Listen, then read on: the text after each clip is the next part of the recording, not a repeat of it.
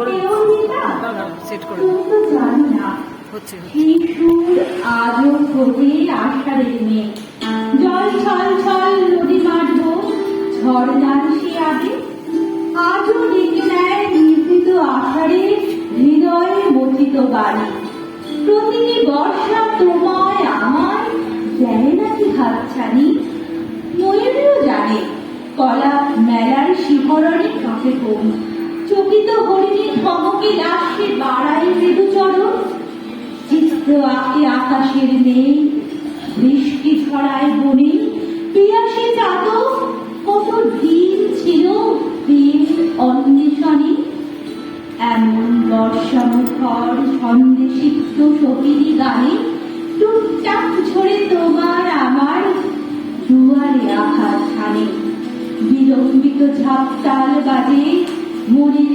সারেঙ্গিতে মেঘের নৌকো তখন ভিড়ছে শ্রাবণীর খেয়াঘাতে মেঘের নৌকো তখন ভিড়ছে শ্রাবণীর খেয়াঘাতে।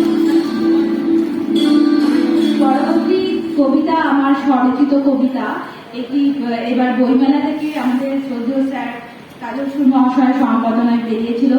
সেই বইটা থেকে আমি একটা কবিতা আজকে পাঠ করে শোনাচ্ছি। কবিতার নাম আমার সফল।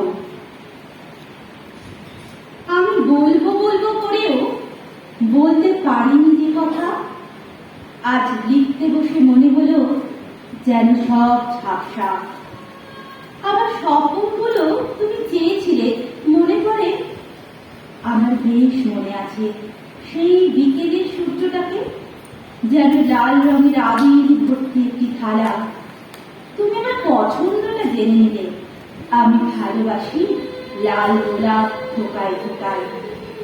তুমি আমার স্বপ্নগুলো চেয়েছিলে গধূলি আলো, আমি দাঁড়িয়েছিলাম নীল আকাশের নিচে আনমনে। তুমি বুঝেছিলে অনেক বড় একটা হৃদয় আছে। শপথে হেঁটে চলি ক্লান্তিবিহীন মেঠো পথে, নীল ঘন হতে হতে যেন কালোর কাছাকাছি।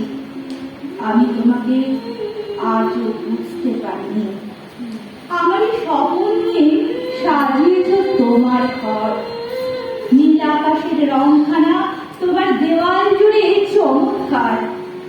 আমি আমার স্বপ্ন দিয়েছি তোমায় ভালোবাসি বলে, তুমি অছিলায় তা দিয়ে নিজের ঘর বানালে।